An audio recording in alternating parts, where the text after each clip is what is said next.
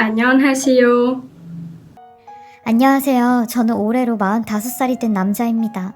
현재는 무직이고 평생을 배짱이처럼 산 사람이죠. 저는 다른 사람들에 비해 굉장히 운이 좋은 인생을 살았어요. 비록 부잣집의 식모 아들로 태어났지만 사는 건 부잣집 아들 못지않게 떵떵거리며 살았습니다. 저는 아버지가 없이 어머니와 함께 살았는데 저희 어머니도 아버지의 얼굴을 모른다고 하셨죠. 그렇게 얼굴도 모르는 사람의 아이를 갖게 되었고 배가 부른 상태에서 부잣집 식모로 일을 하게 되었대요. 그리고 그 집에서 숙식을 해결하며 저까지 낳으셨죠. 어머니가 20살 때 그 집에 들어가 26년간 일을 하셨으니 평생을 그 집에 뼈를 묻은 겁니다. 그리고 저희 어머니는 안주인 부부의 너그러운 마음으로 저까지 그 집에서 키울 수 있으셨대요. 저희 모자에게 그분들은 생명수 같은 분들이셨죠. 엄마는 그 집에서 일할 수 있는 걸 천운이라고 생각하셨거든요. 그렇게 저는 이 집에서 태어났고 눈을 처음 떴을 때 제가 보게 된 이 집은 제 집인 줄 알았습니다. 넓은 잔디며 수영장이며 맨 어릴 때 기억은 거기서 논 기억밖에 없었으니까요. 그리고 얼만큼 머리가 컸을 때 이 집이 저희 집이 아닌 걸 알고는 너무 충격을 받았어요. 그 어린 나이에도 좋은 건 알았는지 그냥 이 집은 내 집이라고 생각하며 살아야겠다 했어요. 그리고 나도 언젠간 이런 집에서 살아야겠다라는 야망이 생긴 거죠. 이 집에는 으리으리한 대문이 하나 있었고 일하는 사람들이 드나드는 쪽문이 하나 있었는데 쪽문으로 들어가면 바로 일하는 사람들이 묵는 집이 나왔어요. 근데 전 항상 학교가 끝나면 친구들이 보는 앞에서 쪽문이 아닌 대문을 통해 집에 들어갔습니다. 그 모습을 보는 제 친구들도 다들 놀래 자빠졌고 저를 아주 부잣집 아들로 생각했어요. 그렇게 대문을 통해 집에 들어가면 어김없이 저희 엄마가 눈을 치뜨며 제 엉덩이를 내리치셨죠. 왜 맨날 쪽문 냅두고 주인분들이 드나드는 대문으로 들어와? 너 한 번만 더 여기로 들어오면 그때는 아주 다리 몽둥이 부서지는 줄 알아? 라고 하셨죠.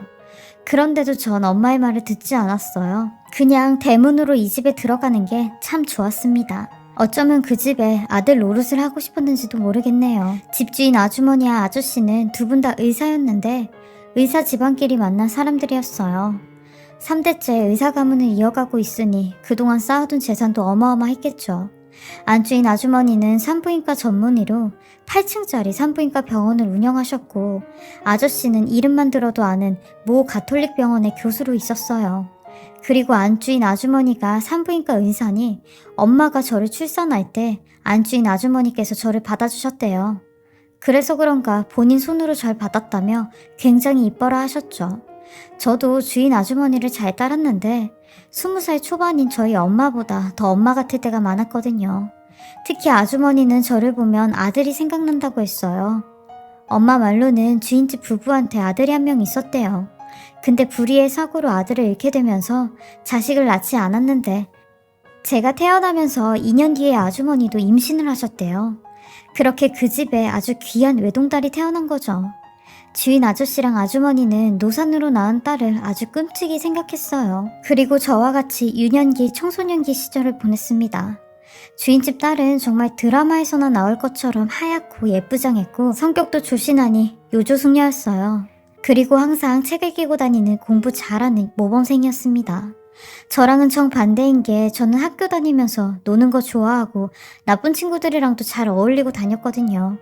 근데 이런 주인집 딸을 안 좋아하는 남학생들이 없었어요. 저 또한 주인집 딸을 마음에 품고 있었고 솔직히 마음만 먹으면 좋아한다고 나랑 한번 만나보지 않으려냐고 물어볼 수도 있었습니다.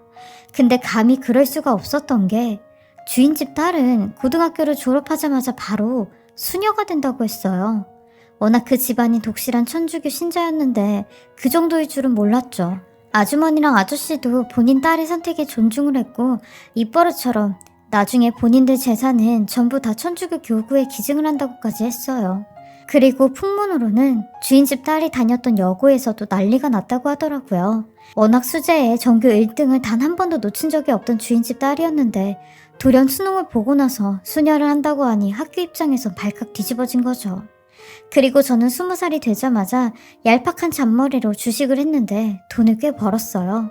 그리고 그 돈으로 돈 있는 친구들 몇 명과 마트 사업을 시작했죠. 저는 운이 좋게도 식모살이하는 저희 엄마 덕분에 부자 동네에 살았으니 맘만 먹으면 돈 많은 친구들과 가깝게 지낼 수 있었어요. 그래서 사업을 시작하는 것도 수월했죠.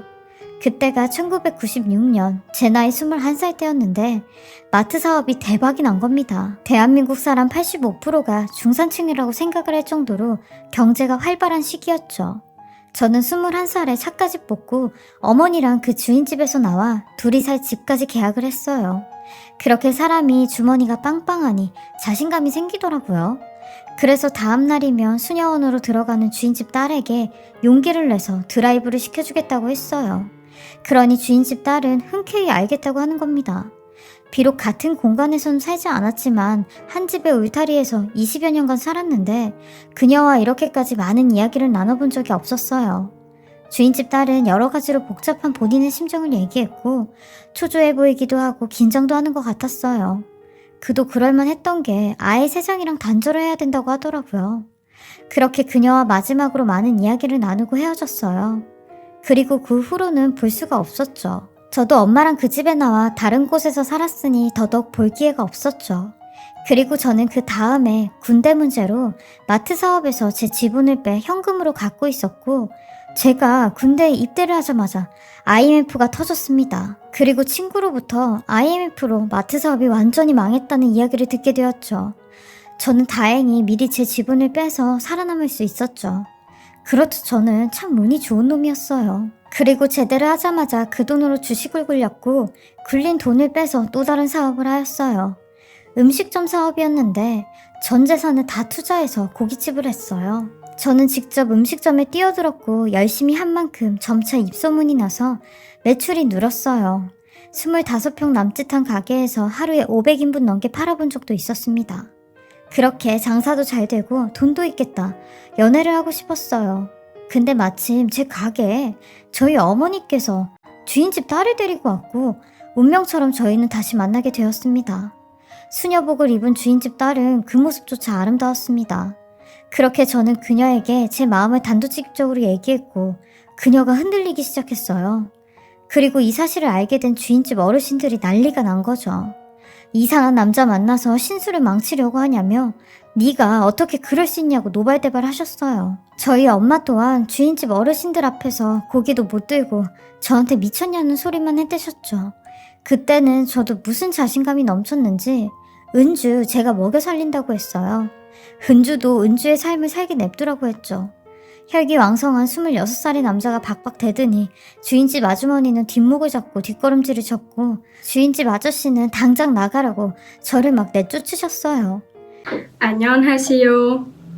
그러니 그녀가 본인 아버지의 팔을 붙잡으며 아버지, 저도 어린 나이 아니에요. 아무래도 이 길이 제 길이 아닌 것 같아요. 그러니까 제 선택 한 번만 믿어주시면 안 될까요? 저 이 사람이 좋아요 라고 하는데 주인집 아저씨는 제게 손이 올라갔고 도대체 네가 어떻게 이 순진한 애를 꼬드겼길래 이 착한 애 입에서 이런 소리가 나오는 거냐며 여태까지 우리 집에서 검은 머리 짐승을 거뒀다며 저랑 저희 어머니를 밀치는 겁니다. 그러니 저희 어머니가 현관 쪽으로 넘어지셨고 그런 와중에도 무릎을 꿇으며 어르신, 제가 아들 교육을 잘못 시켰어요. 그러니까 노염 푸시고 제가 어떻게든 아들놈하고 아가씨 떼어놓을게요. 그러니까 용서하세요 라고 하는데 그런 어머니의 모습을 보고 더욱 화가 났고 어머니와 그녀를 둘 다 데리고 나가려고 했어요. 그러니 주인 아주머니가 저를 향해 소리를 지르면 이 순간 이후로 이 집에 나가면 너는 내 딸 아니다. 넌 내 딸 아니야. 내가 이렇게까지 말았는데 부모를 버리고 저딴 놈한테 가면 넌 진짜 내 딸 아니야 라고 하는데 그녀는 뒤도 안 돌아보고 집을 나가더라고요. 그 모습에 주인집 아주머니는 그 자리에 주저앉아 땅을 내리치셨어요. 그렇게 저는 어머니와 그녀를 데리고 나왔고 저는 어떻게든 이 여자는 책임지겠다고 다짐하고 또 다짐했습니다. 다른 사람들은 몰라도 이 여자 하나는 끝까지 지켜주고 싶었거든요. 마침 또 저희 고깃집이 프랜차이즈 사업 제안을 받은 상태였기에 제 사업에도 더욱 성공 가도를 달리고 있었거든요. 저는 무조건 자신 있었습니다. 어린 나이였지만 패기가 넘쳤고 제가 원하는 방향대로 모든 일이 수월하게 잘 풀리고 있었죠. 그렇게 저는 그녀와 혼인신고를 올렸고 아내를 위해 30평대 아파트를 계약했어요. 비록 전에 살던 집보다는 작았지만 편하게 지낼 수 있게 해주고 싶었습니다. 근데 아내는 쉽게 행복해하지 못했어요. 결혼하고 3년 동안 유산을 2번이나 했는데 그럴 때마다 전 가슴이 찢어지는 것만 같았습니다. 얼마나 스트레스를 받고 마음에 짐이 말도 못하게 많으면 저럴까 하는 생각에 은주야, 내가 미안하다. 그냥 네가 살던 삶을 냅뒀었어야 됐는데 내가 죄인이야 라고 하니 아내는 여보, 무슨 말을 그렇게 해. 나도 내가 선택한 삶이고 내가 결정한 인생인데 왜 당신이 죄인이야 라며 자책하지 말라고 했죠. 하지만 아내는 말과 다르게 가족이 곁에 없는 걸 제일 힘들어했어요. 전 그런 아내에게 부모님을 한번 찾아가 보자고 했죠. 하지만 어르신들은 모든 걸 포기하고 떠난 아내에게 가차 없으셨습니다. 문 앞에서 완전 문전박대를 당했어요. 그 후로 아내는 점점 우울증 증세까지 보이기 시작했고 전 이런 아내를 위해 안 해본 게 없을 정도였어요. 돈이며 사람이며 제가 할 수 있는 모든 것들을 대동해 아내를 웃게 해주고 싶었지만 소용이 없었습니다. 그러던 중 무리하게 투자를 했던 프랜차이즈 사업이 하나씩 무너지게 되었고 사업이 한순간에 휘청하게 되었어요. 저는 급한 대로 집과 어머니 집을 담보로 은행에 돈을 빌려 돈을 갚고 막는 돌려막기를 했죠. 근데 그럼에도 불구하고 돈이 한 군데 구멍이 나니 와르르 무너지기 시작했습니다. 그렇게 저는 5년 만에 사업이 크게 망했어요. 매번 내가 원하는 대로 된다고 생각하며 살았는데 인생은 그것보다 더 처참했네요. 근데 이 와중에 더 힘들었던 게 저희 아내였습니다. 아내는 절 맹렬하게 원망하기 시작했어요. 내 인생 어쩔 거야? 내 인생 어쩔 거냐고. 당신이 그랬잖아. 나 굶기지는 않는다고. 근데 이게 뭐야? 이 집에 붙은 빨간 딱지들이 다 뭐냐고 라며 소리를 지르는데 정신이 나간 사람처럼 내 인생 돌려놓으라고 했어요. 그리곤 새벽에 도망까지 갔는데 전 그런 아내에게 이혼해 주겠다고 도장 찍으러 오라고 했습니다. 그렇게 5년 만에 이혼을 하고 쫄딱 망하기까지 했어요. 전 아내에게 재산 분할해 줄 것도 없어 소정의 돈을 쥐어주며 이제 어떻게 살 거냐고 물어봤어요. 그러니 나 원래 부잣집 딸이잖아. 어차피 애도 없겠다. 나는 다시 집으로 들어가면 돼. 그리고 다시 시작하면 돼. 그러니까 당신도 괜히 우리 집에 얼씬거리면서 돈 달라는 소리 하지 마. 알겠어? 라고 하는데 사람이 변해가는 게 이렇게까지 무서운 건가 싶었네요. 저도 그런 아내에게 내가 굶어 죽는 한이 있더라도 니네 부모님은 안 찾아갈 거라고 했죠. 그렇게 전 10년 동안 집도 절도 없이 노숙을 하면서 살았습니다. 그리고 저희 어머니 집까지 담보로 다 날렸기에 어머니마저 바깥 생활을 하셨죠. 그리고 4년 후 저희 어머님은 간암으로 세상을 떠나시게 되었습니다. 치료를 받을 돈이 없었던 저희 어머니, 아들인 저한테 말도 못하고 혼자 하루하루 죽어만 가고 계셨던 거죠. 평생을 남의 집 식모로만 사셨는데 이제 조금 효도하나 싶었는데 너무 짧게 살다가 가셨어요. 그렇게 저는 어머니를 가슴에 묻은 채 10년 동안 떠돌이 생활을 하며 살고 있을 때였죠. 하루는 땡땡시에서 노숙인들을 위해 밥을 준다는 소리를 듣고 그곳에 찾아갔어요. 오늘은 또 뭘 먹어야 되나 걱정했었는데 다행히 운이 좋았죠. 노숙인들 사이에서 소문이 많이 나지 않았는지 배식줄도 짧았어요. 저는 기왕 이렇게 온 거 많이 먹고 가려고 가지 반찬을 퍼주는 사람에게 많이 달라고 얘기를 했고 눈이 마주쳤어요. 근데 세상에 거기에 제 전부인이 배식을 하고 있는 겁니다. 저는 전부인을 보자마자 식판을 내팽개치고 도망을 쳤어요. 그 모습을 본 전부인도 저를 쫓아왔어요. 그러면서 제게 내가 자리 피해줄 테니까 밥 먹고 가 라고 하는 겁니다. 전 그런 전부인의 손을 뿌리치며 어줍지 않은 호의 베풀지 말라고 소리를 질렀어요. 내가 이 꼴로 이러고 있으니까 우스워 보이냐고 했죠. 안녕하세요. 쓸데없는 자격지심을 부렸어요. 그러니 전부인은 아무 말도 하지 않은 채 조용히 사라졌고 다시 배식을 하러 가는 듯 했어요. 전 그런 전부인을 멀리서 지켜봤고 아직도 미련이 남았는지 멍하니 바라만 보고 있었습니다. 그리곤 전부인이 배식을 중지하더니 옆에 사람에게 뭐라고 말을 하곤 앞치마를 벗어 그 자리를 뜨더라고요. 저는 저도 모르게 전부인을 뒤따라갔고 한 15분 정도 걸어 어느 칼국수집으로 들어가는 걸 볼 수 있었어요. 불 꺼진 가게 문을 열고 들어가는데 저 칼국수집이 저 사람 건가 하는 생각도 했죠. 가게 상호명을 보니 나람이네 라고 쓰여진 사람 이름이었어요.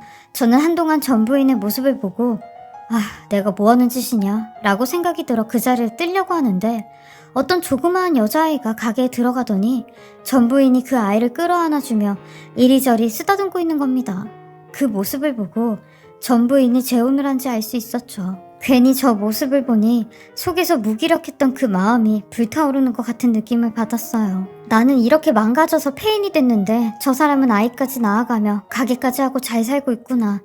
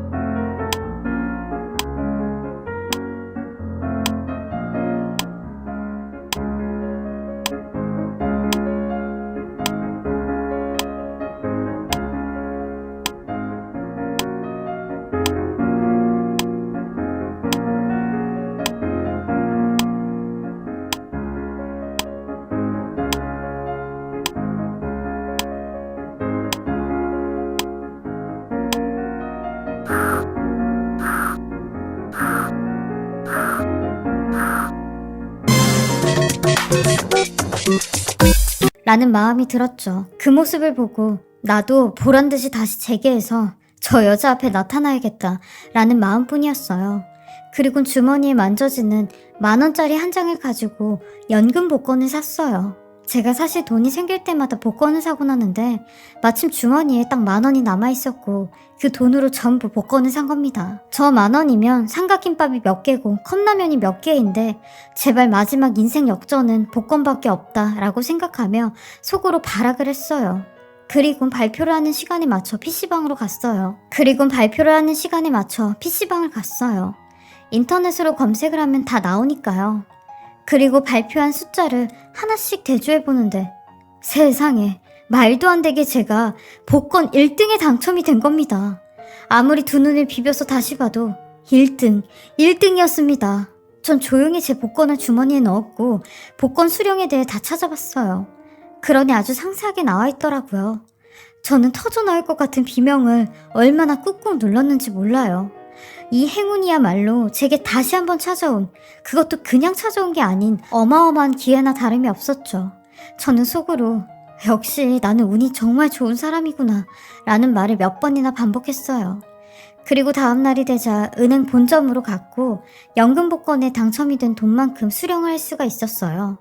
저는 한 달에 한 번씩 연금식으로 지급이 되는 거라 이번 달엔 제세 공과금을 제외하고 실제 수령액을 받을 수 있었죠. 정말 날아갈 듯이 기뻤고 이 돈으로 뭐든 할 수가 있을 것 같았어요. 일단 몸부터 깨끗하게 씻고 멀끔한 모습으로 전 부인의 가게로 갔습니다. 제가 그곳에 들어가니 전 부인은 소스라치게 놀라며 여길 어떻게 왔냐고 하는 겁니다. 저는 밥 먹으러 왔다고 내가 내 돈 주고 밥도 못 먹냐며 큰 소리를 쳤죠. 그렇게 전 한 달에 몇 번씩 전 부인 가게에 갔어요. 처음엔 혼자 가다가 점점 여자들을 데리고 왔어요. 이 모습을 가만히 지켜보는 전 부인을 더 골려주고 싶었습니다. 나를 그렇게 무참히 버리고 지는 이렇게 애까지 낳으며 사는 모습에 화가 났어요. 그리고 한 6개월 정도 흘렀을까요? 그날 밤에도 어김없이 술에 취해 어떤 여자와 둘이 전 부인의 가게를 찾아갔는데 전 부인이 진상을 부리는 절 붙잡으며 당신 왜 이러고 살아? 당신은 사는 게 우스워? 돈이 맨날 당신을 따라다닐 것 같지? 맨날 여자 바꿔가면서 내 가게 찾아온 이유가 뭔데? 아직도 미련 남았니? 라고 하는데 저는 그런 전 부인에게 말 조심하라고 막 다가가던 찰나 가게에 어떤 조그만한 여자아이가 뛰어들어왔고 제 다리를 막 치면서 우리 엄마한테 떨어지라고 소리를 지르는 겁니다. 저는 그 아이의 팔을 붙잡아 지금 뭐 하는 짓이냐고 하는데 그 아이의 얼굴을 보고 한동안 아무 말도 하지 못했습니다. 그 아이 저를 너무나도 많이 닮아 있었거든요. 술김이라고 해도 굉장히 묘한 느낌을 받았고 그 아이를 뚫어져라 쳐다보곤 전 부인을 쳐다봤어요. 그러니 벌써 전 부인의 눈에 눈물이 그렁그렁 하는 겁니다. 저는 그런 그 사람을 붙잡고 이게 도대체 어떻게 된 일이냐고 했어요. 내가 생각하는 그게 맞냐고 했죠. 그러니 이내 눈물을 터뜨리며 12년 동안 하지 못했던 말들을 하나씩 하기 시작하는 겁니다. 저의 전 부인은 제가 사업이 망하자마자 제 아이를 갖게 된 걸 알았고 일부러 저한테 모질게 얘기를 해서 절 떠나려고 했대요. 본인이 짐이 되기 싫었다는데 그때 처갓집으로 들어간다고 했던 말도 다 거짓이었더라고요. 그때 제가 전 부인에게 주어준 돈 몇 푼으로 반지하 월세집을 얻어 만삭이 되기 전까지 식당으로 일을 하러 다녔대요. 그렇게 고생을 하면서도 한 번도 친정 부모님에게 가지 않았다고 하더라고요. 그 꼴로 차마 갈 수가 없었대요. 그리고 어느 정도 아이가 크고 생활이 안정이 될 때 친정집을 찾아갔는데 그때 이 가게를 하나 차려주곤 2번 다시 찾아오지 말라고 하셨다네요. 그렇게 전 부인은 혼자서 아이를 낳고 키우고 기르며 돈을 벌었던 겁니다. 저는 그 얘기를 듣자마자 그 자리에 주저앉아 버렸어요. 그리고 그 아이, 아니 제 딸을 부둥켜 안고 미안하다고 골백번을 사과를 했어요. 그리고 전 부인은 오래전부터 노숙자 급식소에서 봉사를 했다네요. 혹여나 절 만나면 조금 나아진 형편의 저를 다시 붙잡을 생각이었다고 했죠. 저는 그것도 모르고 제가 찾아온 행운과도 같은 돈으로 엄한 전 부인에게 복순하고 있었으니 제 자신이 정말 형편없고 한심했습니다. 그래서 그런지 지금 저는 하늘에서 내린 벌을 받고 있어요. 제 나이 45세에 저희 어머니가 걸리셨던 간암에 걸렸거든요. 제가 어머니를 닮아 원래 간이 안 좋았는데 노숙 생활을 하며 술에 쩔어 살았던 게 큰 원인이었던 것 같았죠. 현재는 간암 판정을 받은 지 5개월 정도 됐는데 상태가 많이 안 좋아 손을 쓸 수 없는 지경이라고 해서 항암 치료도 중단하고 하루하루 행복을 위해 살고 있어요. 제 담당 교수님은 6개월에서 1년 정도 생각하라고 하시는데 이 동안이라도 제가 하고 싶었던 것들 하며 살려고 합니다. 제 간암 소식을 들은 전부인은 이런 못난절 데리고 살고 있어요. 저도 이런 전부인을 위해 제게 마지막으로 찾아온 행운을 주려고 하는데 만약에 제가 이 세상을 떠나면 배우자에게 제 연금 복권을 물려줄 수 있다고 하더라고요. 그래서 지난달에는 제 복권과 혼인신고서를 가지고 전부인에게 찾아갔어요. 그동안 내가 당신한테 저질렀던 모든 죄값 이렇게라도 갚고 싶다고 했죠. 저는 전부인과 다시 혼인신고를 하였고 저 눈 감는 날까지 전부인과 제 아이를 가슴에 품으며 하루하루 열심히 살려고 합니다. 제 마지막 행운과도 같던 복권이 제가 없는 이 세상에 제 부인과 아이를 위해 쓰게끔 하려고 만들어진 행운이라고 생각합니다. 제 길고 긴 이야기 들어주시고 읽어주셔서 감사하고요. 두 눈을 감는 그날까지 행복하게 살고 싶습니다. 제 사연을 들어주신 모든 분들도 항상 좋은 기운과 좋은 일들이 많이 생기시길 바라겠습니다. 지금까지 커피앤톡이었습니다. 오늘도 제 영상을 봐주셔서 감사합니다. 저는 다음 영상으로 또 찾아뵙겠습니다. 안녕하세요.